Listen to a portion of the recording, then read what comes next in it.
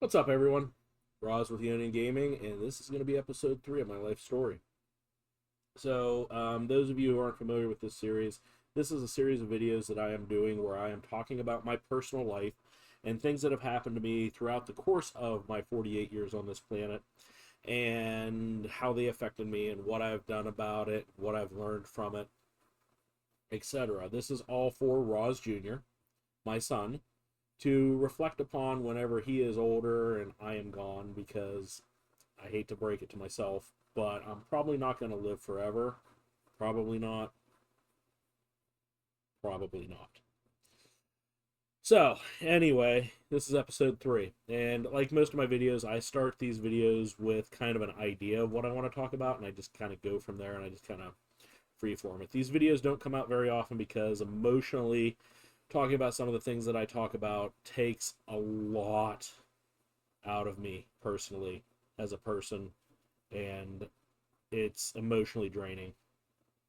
And today, I'm going to kind of talk about relationships a little bit, and this is going to probably be a big chunk of the series about stuff in my life, relationships and so forth, because I had a Facebook memory pop up concerning my ex-wife the other day, and my ex-wife and I have been separated for 9 years, divorced for 9 years now, and this Facebook memory popped up, and it is a very interesting memory, and it pissed me off 9 years later. So, originally, I wasn't going to talk about any of my exes. I didn't want to give them the space to give them the time of day or any of this. However, this memory, it triggered something, and it wound me up pretty good considering how much of a asshole I was whenever we were going through the divorce, and how I've been painted as an asshole by a lot of my exes. So, we're going to talk about some of my exes today. And I'm only going to go first names, but we're going to talk about some of them, and we're going to kind of dig deep into what happened and why my relationship with them failed. All right. So it's very important to understand that at 16 years of age, actually 15 years of age, um, it was even 14. Jesus, I have a hard time remembering shit this far back. So it was like right around, I was 14, 15, 15, 14, somewhere in that area. There was a girl who was 2 years older than me, and she would pick on me and my Great Wall of China, Steve. Now, Steve's going to get his own video at some point in this series, but Steve has been my best friend since 7th grade. Steve has been 6'3" since 7th grade. And Steve is probably one of the nicest, soft spoken, well mannered, decent human beings that there ever was on this planet.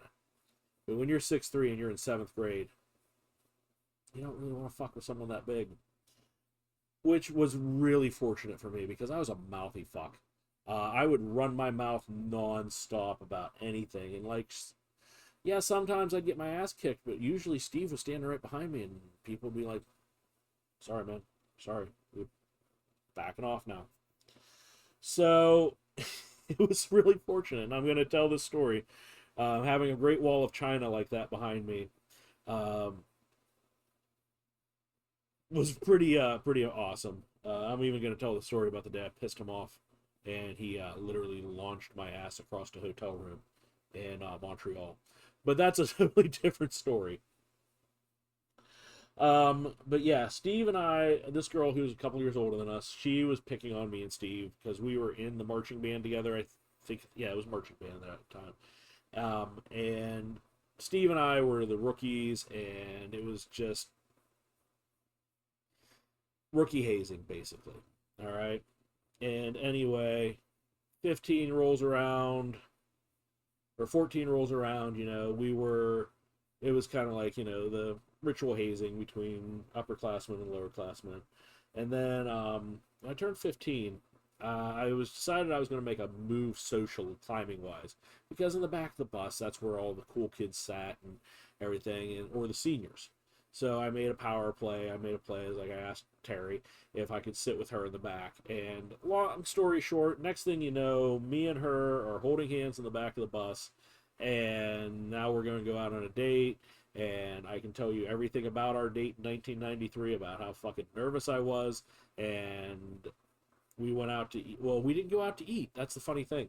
I thought we were going to go out to eat. She had ate beforehand, so I didn't eat. So we ended up going to Two Cousins Pizza. I ate pizza, and then we went and saw the movie Under Siege with Steven Seagal. By the way, that movie's fucking dog shit. 100% dog shit that movie is. And yet I bought it on digital a couple of weeks ago, and I'm rewatching it because there's something great about an unhinged Gary Busey and a Tommy Lee Jones. I don't give a shit. It's a terrible fucking movie, but I still enjoy it. And but yeah, that was my first date. And Terry and I had gotten along really well. We went and saw a bunch of movies together. Um, but like high school romances go, it's high school and it's not meant to last. And if you are in high school and you're my age, and I know there's a couple of you that I graduated with that have been dating since junior high or whatever, or junior year, fuck you, I hate you. Just kidding. But yeah, it was a high school relationship. It wasn't meant to last. She graduated high school. We broke up. And then we got back together. And then we broke up. And then we got back together. And we broke up. And then eventually we had broken up for good. Shortly after that, through a friend of a friend, I met Erin. Erin was a lovely girl, but unfortunately, it didn't work out between us. There was a lot of shit going on in my head from my previous breakup that I didn't quite heal from, that I projected onto her, and that really led to a lot of problems in our relationship, and eventually breaking up. Like, oh my god, some of the shit I would do, it was beyond ignorant. Like, I liked a band, and I felt she had to like the band. You know what I mean? And I'd be like, I'd buy her tapes of this band that I liked, and I'd make her listen to this band, and I'd make her read books that I bought that I loved this book. And instead of letting her be her own person, I was trying to force her to become something she wasn't. And I admit that I was doing that, and I was an asshole for it. And our relationship broke up, and that's how it ended. And I'm sorry it ended that way, but I understand why it ended, and I moved on with my life, so that's all there is to that. I was pretty distraught after Erin and I broke up. I didn't date anyone for God. I didn't date anyone for like a year almost after that. And I met a girl that I worked with, and I asked her out, and she said no. Okay, this is 1997. I asked her out, she said no. One of my coworkers was like, all right, whatever. And one of my coworkers heard about this, so he's like, oh, I'm on it. Now, to understand the group of psychopaths I worked with back in the county market days, I think county market's going to get its own video at some point too. But county market, you know what? I'm just going to leave it at this. I'm going to say there's a group of psychopaths that worked at the old Clarion County market on overnight shift. I will give them their own video. If you want to know more, watch the county market video. Okay? That won't be out for months, but just bear in mind that it will be coming. So, but anyway, Irwin would go out. Irwin, one night, we were on break, and she was leaving at around 11 or 12 or whatever. We were on break. And he decided that he was going to get me this date with her. So he went and he just harassed the ever-loving shit out of her. And I say this because this job was union, and it was impossible to get fired from it. So sexual harassment was much like when I worked at the Captain Loomis. You said that, and people were like, sex? All right. It wasn't a thing back in 1997. I mean, it was a thing, but it wasn't a thing like it is today in this PC bullshit world that we live in. So she said no to Irwin. No, I'm not going to go out with John. And then Irwin just kept going on and on and on and on and on and on and on. And then Irwin decides to, you know what, I'm going to, you know what, she doesn't want to go out with him, fine. Let's see, like, everybody has a price. Let's find out. It's like, hey, you like seafood? She's like, I love seafood. And then, like, John will take you to Red Lobster. Now, in 1997, I know Red Lobster gets a lot of flack, but Red Lobster was, like, one of the better high-end chain restaurants there was to take somebody to. So and you could take someone to a high-end chain restaurant like that, and it would be considered a fancy date.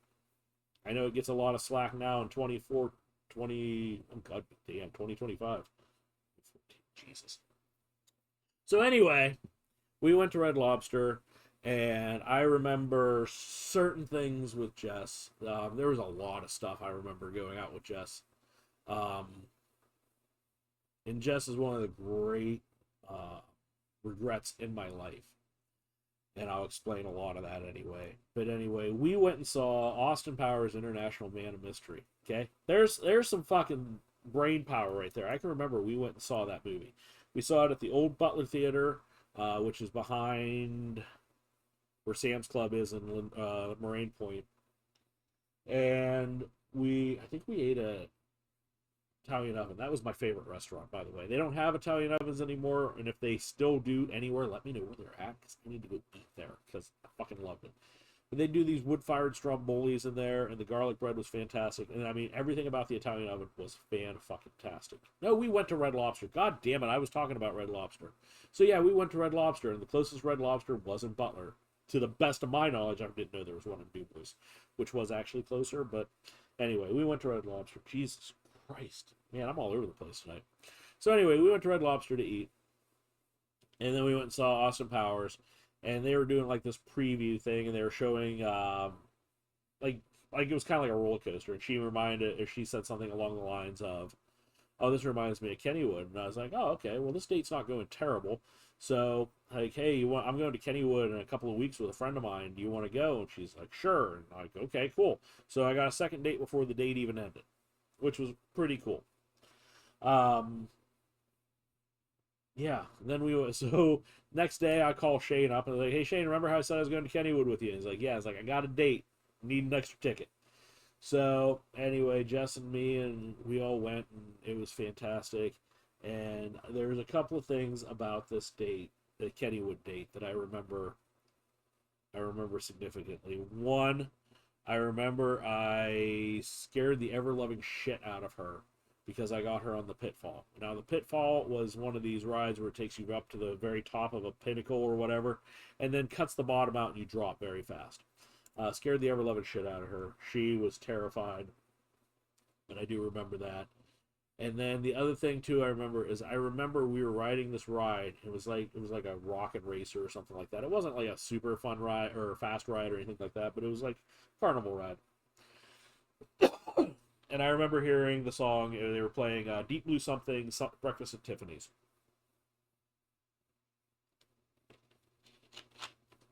And I looked over at her during that song, and there was something about her face, and I was like, wow, I would really like to spend my life with this woman.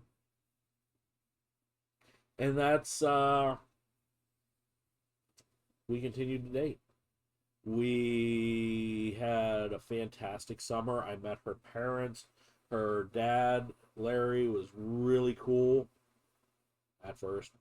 Um, Her mom was fantastic too. Her mom still is fantastic. I've never had any issues with her mom whatsoever. But like first date, me and her went for a walk, and her dad handed me a handgun. So 1997, you meet your girlfriend or you meet your daughter's new boyfriend, and the first thing you do is here, sir, have a gun. Take this with you on your walk. We live in Western Pennsylvania. Snakes are a thing, and so he handed me the gun, and we went out into the woods for a walk with her and her dog, and I'm hanging on to this gun in a holster, and I'm like, Jesus Christ, I have no use for this. I'm not going to shoot a fucking snake. I don't like handguns personally. I grew up on a farm. I grew up that a gun is a tool, no different than a shovel or a rake. A lot more dangerous in incompetent hands, but it is a tool and nothing more. And it was not a tool I specifically needed for this trip. But anyway, didn't need it. But I was walking around the woods carrying this 38 caliber pistol with me, and like, so we get back. I handed Larry his gun back, and he's like, "I didn't hear any shots, so I assume everything was fine." I was like, "Absolutely," because There is no good situation where I could have used that gun at all and still continue to date her. Like, if there was a rattlesnake, sure. Or a bear, maybe. But, and even then, man pride, can't have it. So, anyway, but yeah, we used to hang out, we used to watch TV together. Larry had quite possibly the greatest TV setup I've ever seen in my entire life. It was he had this big 32-inch TV. And I know that sounds monstrous. In 1997, this was a big fucking TV. All right, the TV in my bedroom was 19-inch, and my computer monitor right now is bigger than that. In fact, the picture that I'm looking at right now in my frame is bigger than 19 inches. So he had this big 32-inch television. 32 inches is not that big of a TV, but he had this monstrous setup. He had surround sound, which, holy fuck, can't say enough about it. Blew my mind. He had DirecTV, satellite provider. Also blew my mind. He had fucking every goddamn channel known to man. He had HBO on the West Coast. What the fuck? If I missed the show I was going to watch at 9 o'clock, I could just stay up till midnight and watch it again. That was wild to me. The pay-per-view options, too, with DirecTV back then. Like, you can get movies just streamed right into your home, and you can record them all. My video mind was absolutely blown by this. Larry and I had a lot in common. We loved the same comedians. We both loved George Carlin.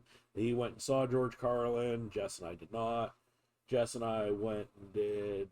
I mean, we did a lot of stuff together. We used to stay up all night. Like even after a date, we would hang out, and we'd sit on her porch or out in her yard. They had a picnic table in the yard, and we'd sit out there and we'd talk until midnight, 1 o'clock in the morning. We went camping together, inner tubing down the Clarion River, and then camping in Cook's Forest that her parents, if they watch this, are finding out about right now, unless she told them.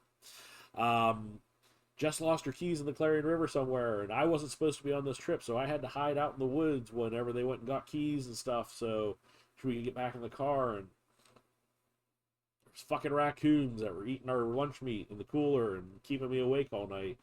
Because I'd be like, what the fuck is that noise banging out there? It's a goddamn raccoon. Thanksgiving, met her grandparents. Her grandparents were really cool. Helped move them around to a house they had just bought. Because his mom or his grandma won a boatload of money off a scratch-off ticket. No joke, that happened. We were helping sell. They sold a bunch of stuff during the move. It was an estate sale, kind of. Sold a bunch of stuff through there. Bought. And that was weird because that was another thing too, is like my family got really into auctions and estate sales around then, and we were just going to them. So it was really cool. I helped repaint her car. She repaid me by getting me GoldenEye for the Nintendo 64, which, by the way, fucking amazing game back then. Top 10 all-time Nintendo 64 games, without a doubt. GoldenEye. We had a lot going on. I had turned 21. We had been, like, me and her, underage drinking. It's a thing, whatever. Statute of limitations has passed a little bit on that one, so come at us. 1997, folks. It's been almost 30 years. So, anyway, we did a lot of stuff together. Drive-in movies. Watched Men in Black 1. Watched Air Force 1 at the drive-in. Watched a bunch of dumb movies too, like My Best Friend's Wedding, and I don't know. There's some dumb movies we watch. We'd go to the outlet mall. She's the first person, by the way. Jess is the person who introduced me to Chinese food. We went to the Grove City outlet malls, and they had a restaurant there called the Walk and Roll, and they had like a sampler platter, and I tried Chinese food for the very first time, and I'm like, shit, this is good stuff. So yeah, it was great. 1997. By 1997, December 1997, I had turned 21, and Jess was 18, Jess was 18 when she had just graduated high school, and we had decided that we were going to get married. I bought her an engagement ring. We were going to get married, and you know, it was a thing that we were going to do. We were going to do it right after we graduated college, um, because I went into college for nursing and I didn't do too well. So I ended up dropping out that semester. So I took a big block of the semester off, and I decided I wasn't going to go back until the spring semester. And I picked up a couple other extra jobs along the way. Ended up starting my career at Walmart back in 1998. But around February 1998, actually it was in January of 1998, Larry and I kind of, I don't know what happened, but Larry and I kind of got into a argument about something. I don't even remember what the fuck it was about. But long story short, it was Valentine's Day that year, and I had already upgraded my house to DirecTV because I had to have DirecTV in my house. That's a thing that had to happen. But anyway, Valentine's Day, Jess was supposed to come over. Jess couldn't come over. Um, Larry didn't want her bringing the car over because some reasons. I got an attack of the self-righteous asshole in me for some reason that day, and I was like, well, if you're going to be controlled by your dad, like, we had this planned out for months, and now you're blowing up this whole plan we had. Forget it. Like, I don't want to be with you if this is the way it's going to be. Yeah, that was a thing that had happened.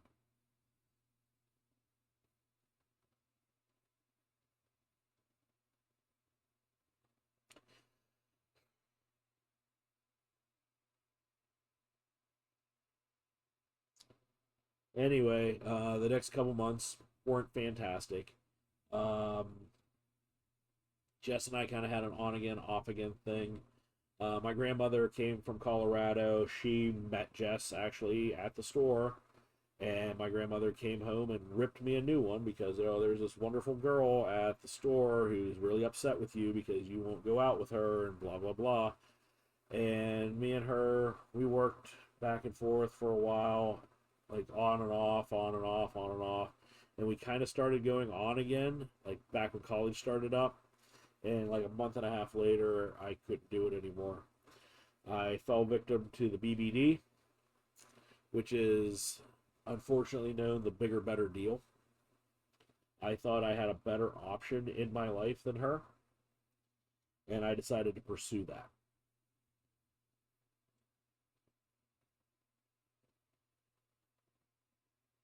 I've never broken up with anyone before this. Like, broken up, like, we're not going to be together anymore, broken up with somebody. It was painful. It was very hard on me. And I know if she's watching this, she's like, it's hard on you. Yeah, it was really hard on me. I know it was hard on you too. But it was really hard on me. It was a lot harder on me than you would have believed. And yeah, it was the end of the relationship. It was not my proudest moment. Okay. But hey, bigger, better deal. Let's go. Went out with Christy. Christy was very fun to be around. Um, but again, fell victim to the war in my head. It was me breaking up with Jess that really ended me and Christy, believe it or not. I was at a lot of I didn't feel good about the way I left things with Jess. And I think a lot of that transferred into my relationship with Christy. Now, Christy really didn't like it when I drank. But I wasn't at my worst yet. Let's put it that way. Christy came over one day while we both worked overnights, and we had a great relationship. And my parents liked her, and eventually due to being put on different shifts because I ended up getting promoted. She stayed on overnights. That was the first chink in the armor. The second chink in the armor is when two people are in different shifts and they're trying to maintain a relationship they're not entirely sure how to do it because they're not adults, because they've never really suffered or faced any kind of adversity before in their life. It gets rough. And it got to the point where she cheated on me, and then we had an on again off again thing, and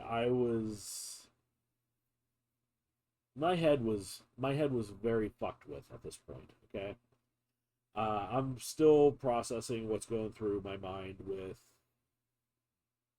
everything, with me, her cheating on me, our on again off again. She wants to be with me, no she doesn't. She wants to be with me, no she doesn't. Yes she does, no she doesn't. Eventually it got to the point where I was basically nervous breakdown city. I got prescribed all kinds of antipsychotics and pills, antidepressants, and eventually, for my own mental health, I went to the state police and I filed a PFA against her to end this permanently. She may have broken up with me, but I filed a restraining order against her because I couldn't do with it. I couldn't deal with the harassment anymore. I couldn't deal with the on again off again. I had to make sure it was permanent. I had to make sure that it wasn't going to be an on again ever again. I decided to do this. So yes, that happened as well. Um about 8 months later, Jess and I reconnected, on again, off again thing again. Um we it was actually this run with her was fantastic. I really don't remember fighting with her very often during this run. She had got an apartment. I was staying there. I wasn't staying there, but I mean I stayed over quite a bit. And one night, I don't remember, it was in October of 19 no, it was October 2000. I went to the bar. I was with the normal Thursday night crew. It was Dave, Tommy, Mike, Jim. It was the crew. Bob was there. And Tommy's friend Deanna ended up showing up as well. And Deanna and I were talking about a movie that we both had saw on USA Network, and it was kind of a spoof of a spoof. The movie's called Shriek If You Know What I Did Last Friday the 13th. It is a real movie. It stars Tom Arnold and Tiffany Amber Thiessen, and I actually have a copy of it on DVD. But I also am convinced that me and Deanna were the only two people that had ever seen this fucking movie. All right? I had a crush on her. I'm not going to lie. I had a crush on Deanna from the get go. But I was still with Jess, and I never saw Deanna again after that night. Foreshadowing. A couple of months later, Jess and I we hit a point. We hit the so. And if you guys are familiar with the movie That Awkward Moment, you know that every relationship hits the point where you hit the so. It's the so, where are we going? And when we hit the so, 2000, that would have put me at 24. When we hit the so, I was 24 years old. I didn't know shit about shit. And I know I didn't know shit about shit. Nothing in my life had been working. Everything I had planned in 1997, it is now 3 years later, and it is a complete shit show. I hadn't moved up in the company nearly as far as I thought I had. I had setbacks. I had mental breaks. It was... And she wanted to know where we were going. She wanted to know if we were going to get married. She wanted to know if we were going to have kids. She wanted to know a bunch of stuff. A bunch of stuff I couldn't deal with. I couldn't do. Not at that point in my life. There was no way in my life that I could have been a father at that point in my life. I was too much of a fucking immature child at that point to be anything that she needed at that point. And we ended things. again.